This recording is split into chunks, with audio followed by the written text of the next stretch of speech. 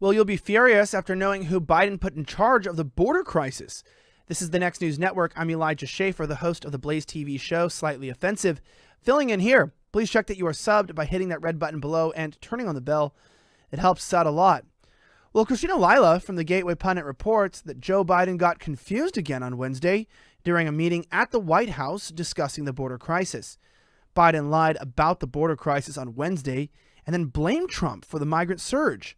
Quote, "This new surge we're dealing with is now started in the last administration, but it's our responsibility to deal with it humanely," said Biden, which is an outright lie. The vice president has agreed to lead our diplomatic effort. I can think of nobody who is better qualified to do this, he added. And that's kind of weird. He must not know anyone, because I can think of pretty much everybody else in the country, like at least a couple thousand other people that would be more qualified, but whatever, listen. So this new surge we're dealing with now started with the last administration, but it's our responsibility to deal with it humanely and to stop what's happening. And so this increase has been consequential, but the vice president's agreed, among the multiple other things that have her leading, and I appreciate it, agreed to lead our diplomatic effort and work with those nations to accept the returnees and enhance migration enforcement at their borders.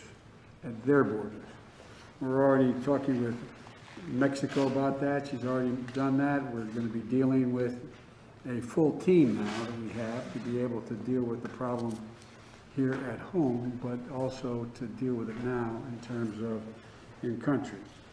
And I can think of nobody who's better qualified to do this than this is a woman who ran the second largest Attorney General's office in America after the United States Attorney General in the state of California, and has done a great deal upholding human rights, but also fighting organized crime in the process. So it's not her full responsibility and job, but she's leading the effort, because I think the best thing to do is to put someone who, when he or she speaks, they don't have to wonder about, is that where the president is?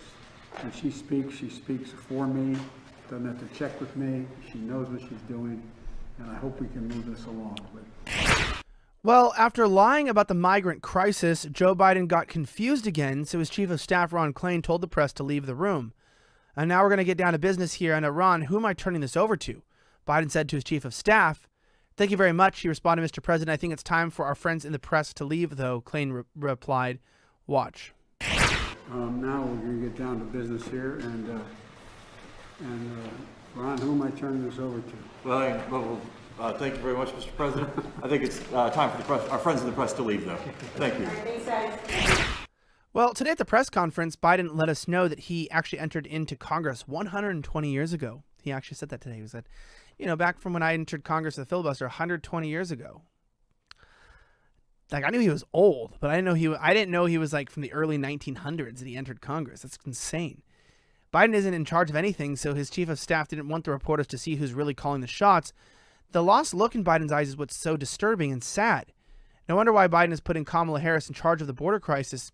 He is not mentally fit to be president, and people know that. But I don't know if invoking the 25th would put us in any better position, right? If you invoke the 25th, he would be removed from office for being mentally unfit, per se. But then we get Kamala Harris, who herself is a moral rectitude of absolute dog feces.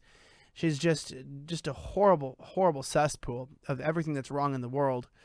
And she does it all with a cackling smile and a bunch of hairspray in her hair. I mean, it's just the saddest thing to watch when someone sold their soul to the devil. And that is probably even a compliment for Kamala, because she might have done something much worse. This flashback of Kamala Harris talking about the border will crush her real quick. Welcome back to the Next News Network. My name is Savannah Hernandez from Slightly Offensive on Blaze TV. You can also follow me on YouTube at Sav Says. If you're watching this for the first time, please make sure you subscribe and remember to turn on that notification bell so we can bring you the real news throughout every day. And remember, you can always access Next News Network ad-free, uncensored, with bonus content and exclusive interviews at nextnewsnetwork.com. Who wouldn't like that? Colin Anderson from Washington Free Beacon reports, years before the Biden administration denied media access to overflowing migrant detention facilities, Kamala Harris stressed the need to counter the Trump administration's rhetoric through on-the-ground border coverage. During a 2018 interview outside of a border facility, Harris thanked the free and independent press for giving a close-up look at the Trump administration's southern border policies, which she called heartbreaking. Sounds very similar to AOC. Remember those pictures, guys, of her crying in front of that empty parking lot. So heart-wrenching. Thank God for a free and independent press. Again, Harris said, all these folks being down in Texas and here in California and at the border and giving the American public a close-up look at what's really happening as opposed to the rhetoric coming out of this administration. Watch this quick video. I think for a lot of us, and I will say that, I said this to a group I was speaking with recently, thank God for a free and independent press. All these folks being down in Texas and here in California and at the border and giving the American public a close-up look at what's really happening as opposed to the rhetoric coming out of this administration. But when you see what's happening, it is heartbreaking.